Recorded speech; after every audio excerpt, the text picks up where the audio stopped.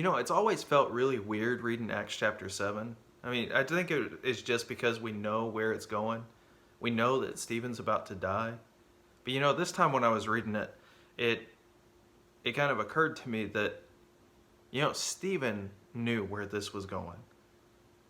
He gets up, he's on trial, he gets up in front of everybody, and he starts walking through the history of the world.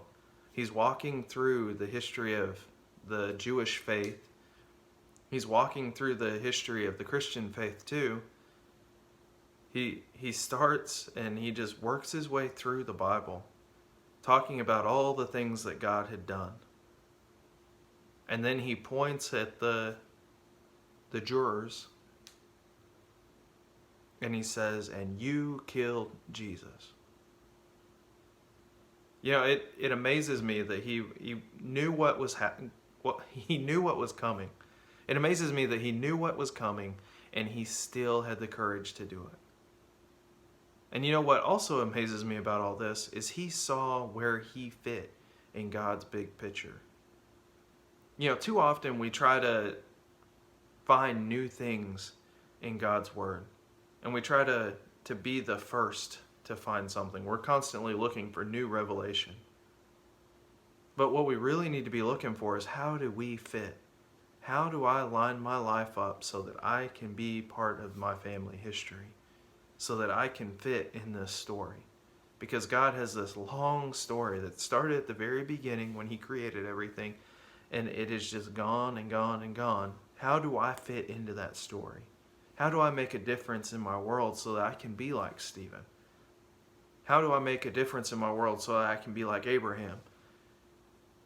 Or how can I make a difference like Deborah did, or Esther? Just like in the story of Esther, Mordecai tells Esther, "You have been created for such a time as this." And I want to tell you today that you have been created for such a time as this. We need to figure out where we fit in God's story. We need to figure out where we can serve Him in this time right now. Because God created you for this time. And we know the end of the story. We know that God is going to win. And we know that sometime, unless Jesus comes back, we're going to die at some point. And if that were tomorrow, I want to make tomorrow be the best day that I've ever had. I want to serve God better tomorrow than I did today. I want to serve God better today than I did yesterday. How do you fit into this story? Don't waste today. That's what stands out to me when we read Acts chapter 7. Come back tomorrow and we'll talk about Acts chapter 8.